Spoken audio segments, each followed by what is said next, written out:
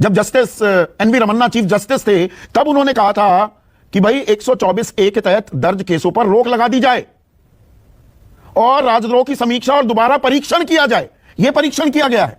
Supreme court की मंशा क्या थी जो रोक दिया 124 के तहत केसेस दर्ज करने को, और यहां पर कहा जा रहा है नहीं और सख्ती होनी चाहिए और बाहर हो रहा होगा। हमें अपनी जमीनी हकीकत देखनी है। ये सब दोगलापन है। मैं तेरा दोगलापन उतारता हूं। सवाल, कैन यू रिपीट इट? मेरा सवाल यह था सर कि देखिए, जहां तक नहीं, मैं समझ गया आपका। हाँ, देखिए, जहां तक लॉ कमीशन की रिपोर्ट का है, 279 रिपोर्ट है। इससे पहले भी लॉ कमीशन ने एक रिपोर्ट सबमिट की थी, वो की थी 1971 के अंदर। उसको है 42nd रिपोर्ट, और उसके अंदर भी उन्होंने कहा था कि इसको थोड़ा सा बढ़ा करके 3 साल से बढ़ा करके मैक्सिमम पनिशमेंट 7 साल किया जाए। और 2023 के अंदर सेकंड रिपोर्ट आई है। और यहां यह बताना जरूरी है कि जो रिकमेंडेशन है वो सिर्फ रिकमेंडेटरी है लॉ कमीशन की। कोई ये जो है उसके अंदर मैंडेटरी नहीं है कि उस पर कानून बनाया ही जाए। ये तो सिर्फ एक मैंडेटरी नहीं है, रिकमेंडेटरी है।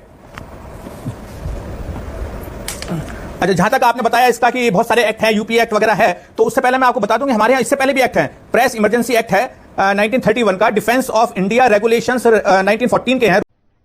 अरे कहना क्या चाहते हो? रूल्स 34 के। लेकिन इन सब में एक चीज है, आपने जो यूपी एक्ट बार बार कह रहे हैं, आप तो पुलिस ऑफिसर भी रहे हैं और बाकी सब लोग जूरिस्ट भी हैं, सिर्फ ये प्रिजम्पशन है लॉ के अंदर कि every accused innocent till prove guilty. लेकिन हमारे यहां 2 एक्ट ऐसे हैं जो है अनलॉफुल प्रिवेंशन एक्टिविटीज एक्ट और ईडी एक्ट, जिसको हम बोलते हैं मनी लॉन्ड्रिंग एक्ट। उसके अंदर क्या है कि accused will have to prove that he is not guilty. तो अगर हम उसके अंदर यूपी एक्ट लगाएंगे तो एक्यूज के लिए और प्रॉब्लम होती है, क्या करेगा क्या नहीं कर पाएगा। तो इसके अंदर बेसिक डिफरेंस ये है कि अदर लॉज में और स्पेशल लॉज के अंदर। अच्छा, जहां तक आपने गांधी जी का कहा कि गांधी जी ने वर्ड्स यूज किए, लेकिन मैं बताना चाहूंगा कि 1922 के अंदर गांधी जी पर जब ये सेडिशन का केस चला था, यंग इंडिया के अंदर उन्होंने 2 आर्टिकल पब्लिश किए थे, puzzle and it's solution, and दूसरा था टेम्परिंग विद लॉयल्टी। और उसके अंदर गांधी जी ने खुद उसको एक्सेप्ट किया, गिल्टी माना, और 6 साल की उनको सजा हुई और उनको पुनः जेल भेज दिया गया। वो बात अलग है कि 1 साल के बाद गवर्नर जनरल ने उनको रेमिशन दे दिया। कौन है ये लोग? कहां से आते हैं और वो बाहर आ गए। तो ये तो फ्रॉम द वेरी पीरियड चल रहा है। दूसरा सवाल यह है कि अब वो ब्रिटिश काल की बात थी, अब हमें आफ्टर इंडिपेंडेंस देखना है कि 1950 के बाद जब हमारा कॉन्स्टिट्यूशन आ गया, 47 के बाद हम आजाद हो गए, तो क्या करेंगे। जो मेन चीज है वो है हमारे कॉन्स्टिट्यूशन के अंदर आर्टिकल 19(1) जो प्रोवाइड करता है freedom of speech and expression.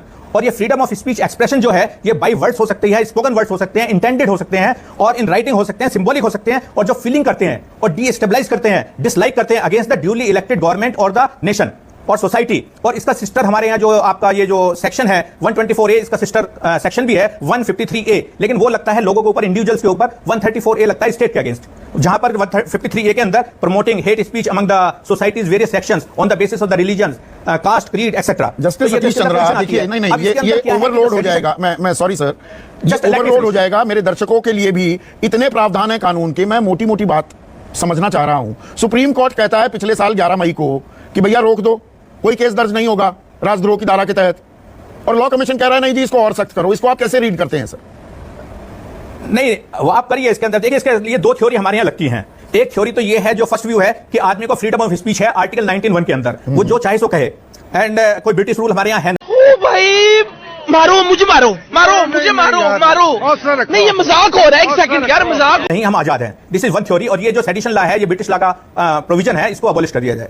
दूसरा जो सेकंड व्यू है, कंट्रेरी व्यू है, उसके अंदर क्या आता है, वो कहते हैं unity, integrity and security government of India and it's Nations, public order, friendly relations with foreign governments. अगर वो डिस्टर्ब हो रहे हैं तो हमें ये लगाना पड़ेगा। नहीं, अब यहां पर मैं समझ गया सर। संजय पारीक